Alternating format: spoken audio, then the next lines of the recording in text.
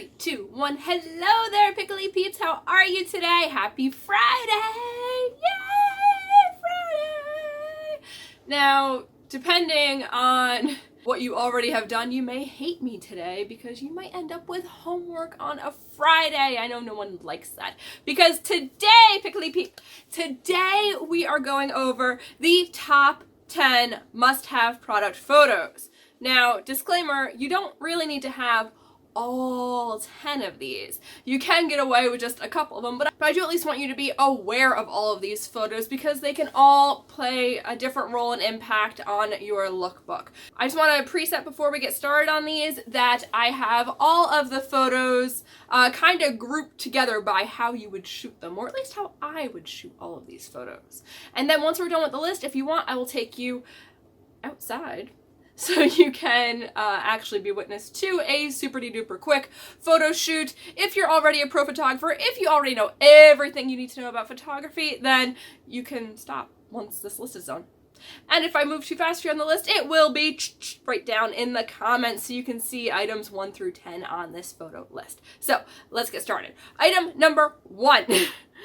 Photo number 1 is your product on a white background at 90 degrees. Now, what do I mean by 90 degrees? I mean that if your photo is against a wall, you're either going to be shooting straight at it, or if your photo is on the floor, you're going to be shooting like straight down at it, but it's straight at your photo, okay? Photo number 2 is 45 degrees on a white backdrop. So remember when I said 90 degrees, you're going to be shooting from here, 45 degrees, you're going to be in the middle of that, right, shooting there. So it's going to be an angled shot on your photo. These are in no particular order, by the way. Besides number 1, you need products on white. Number 3 is going to be a close-up on a white backdrop. Are you sensing a theme here? Number 4, we're going to rinse and repeat on blacks or dark. So you're going to have a 90 degree photo on a dark surface, a 45 degree photo on a dark surface, and a close-up photo on a dark surface. Because depending on your page layouts, you might want something bright or you might want something dark. And it's so much easier to just take the photos on the light or the dark surface instead of trying to do that in post edits. Trust me. So we're now through 6. Number 7 is going to be size and proportions. So you want to take a photo, doesn't matter what the backdrop is as much, but something that clearly denotes the size of your product. So this is the one that everybody either messes up or lacks. And I know I have been known to skip this one on occasion, but it's uber important because if people are buying your product and they think it's going to be either bigger or smaller than it is, they get mad. So having appropriate photos that show size comparison, whether that is with a ruler, with a pencil, with a coin, it's got to be with something recognizable and household, with a paperclip even. You never know. So that's number 7. Number 8 is going to be a color or style option. If your product comes with variations, sizes, colors, I don't know, if you sell bags that have different zippers or closures, if you sell furniture that have different finishes, well, that would fall under colors. You get the picture. If there are variations in your product, then you should get a photo that shows all of your variations.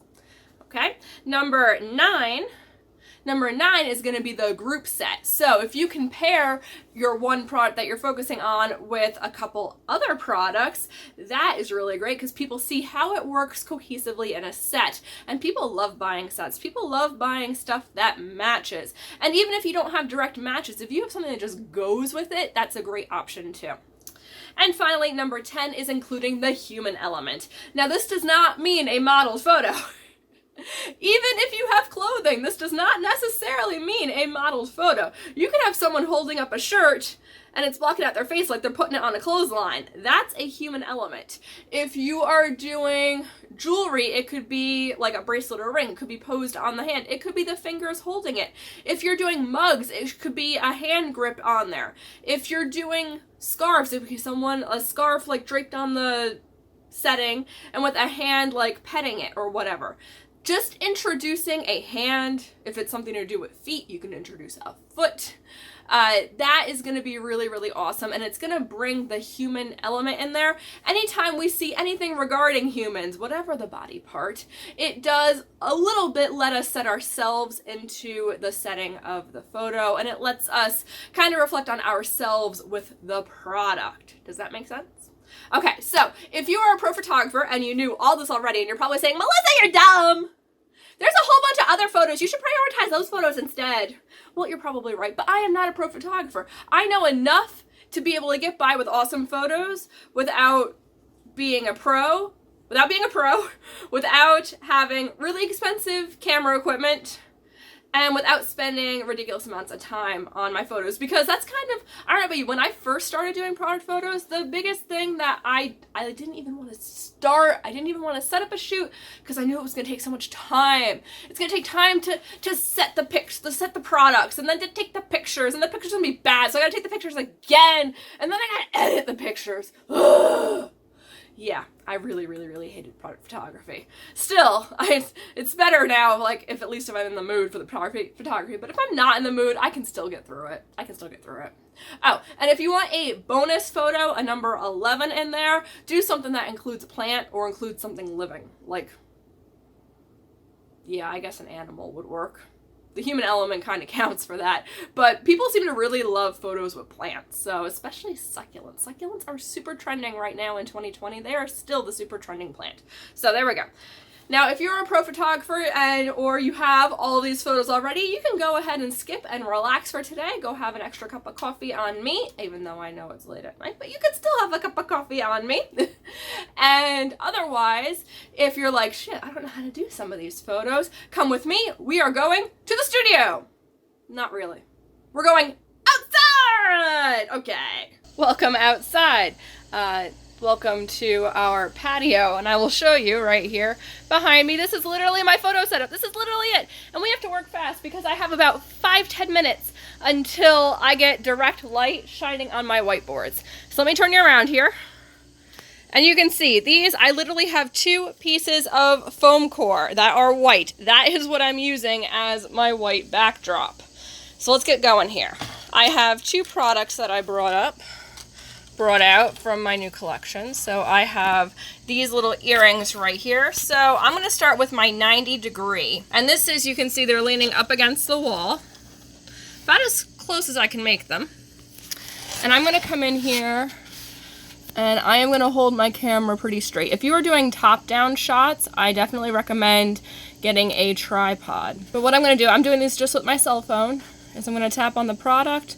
I'm going to up my exposure a little bit. You want to expose your product. We can worry about the backdrop in editing. What you want to expose is your product, properly is your product. So I'm going to go right about there and smile.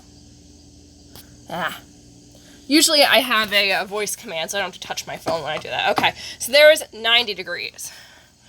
Now let's say I'm going to lay these down here.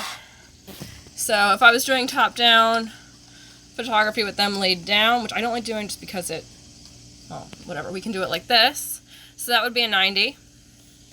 Now I'm going to rotate back and to the middle. So instead of above, I'm kind of halfway between above, and this would be like with my phone resting on the ground. So right in the middle, that would be a 45. When I do 45s, I like to pull them at an angle, so you get kind of a side shot a little bit. That would be a 45. I also like these guys for close-ups. I'm going to back it up a little bit. And if I want to do a real close-up, I could come in and focus on just one of my bats here. Woo! Okay, I'm going to tap on my bat to get it in focus. This is where, sometimes you have to back up a little bit and then go back in for a better focus. Nope, he keeps blurring, so I'm going to back it up. How close can I get in? Okay, that's not bad. How close can I get into those rings? If you're on a DSLR, you can do a lot of amazing stuff with focus. When you're on a cell phone, sometimes it depends. That's kind of a cool shot. Okay, so we've gone So we've done the 90, the 45, and the close-up on white. So now I'm going to do it on black. And I couldn't find, I have an old band folder that I usually do for black, but I couldn't find it. So I'm just going to pull out a black shirt here. It's actually my gym shirt for where I'm going next after we finish this. And if you're using fabric as a backdrop, don't be afraid to make it messy. That can make it look really cool. So, get my earrings shaken out here.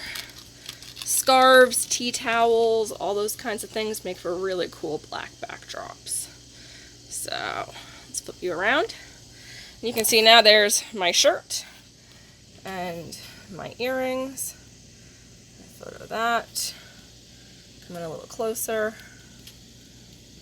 Come in a little closer. So I'm doing like I'm doing like 90 degrees to the product.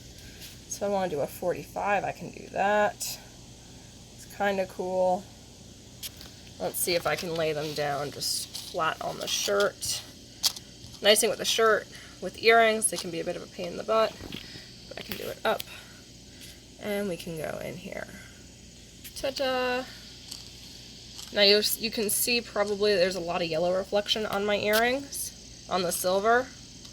Be aware when you're taking photos of color casting. Photo, I like that one. Photo, okay. And then close up on black.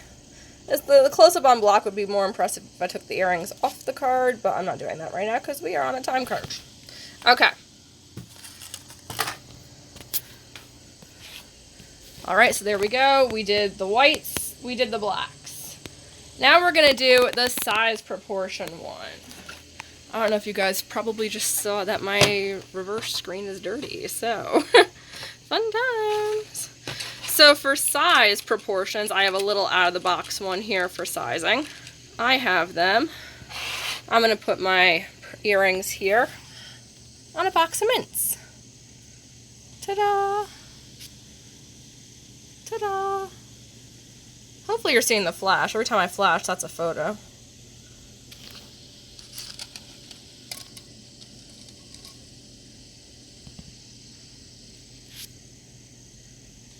So, there's that. Okay. There's our sizing. Next up is going to be, color styles. Okay.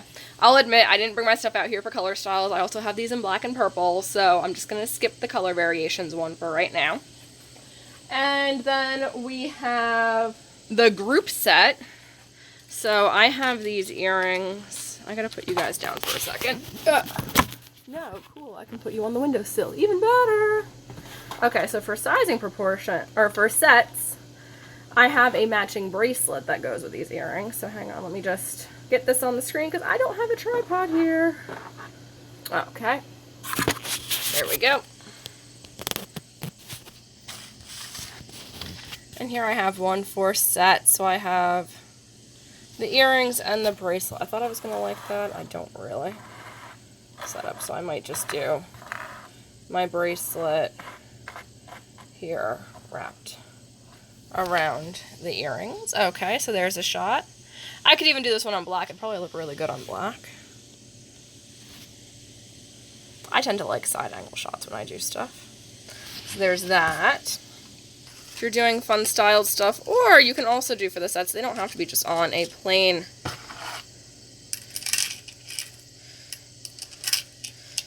option here. I have this really cool dish. Hang on.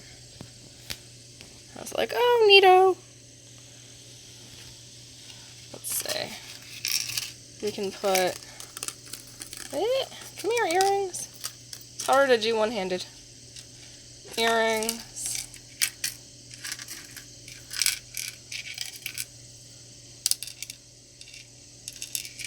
With the bracelet. Again, much harder to do one-handed. I kind of really want the bracelet to, like, drape. That's not going to work. That's working very badly. Okay. So, I guess this container would be better if I just had a whole bunch of earrings in it on the cards. But whatever. So, we have that. Yeah, I'm not liking that shot at all. Okay, so that prop didn't work. That's okay. I have another prop that I can't open one-handed. And like I said, we're racing across against the clock on getting direct sunlight here. You want to take these in the shade. You can see I am under a awning here. This is our carport. Ooh, this is gonna be pretty. Okay, this one's gonna be a bit more of a lifestyle shot. Or when I was telling you guys about flowers, another cool thing you can add is crystals. How is that? Move it up. I can do it going this way, so the focus is more on the crystal. I think if I tilt my crystal that direction, I get a bit more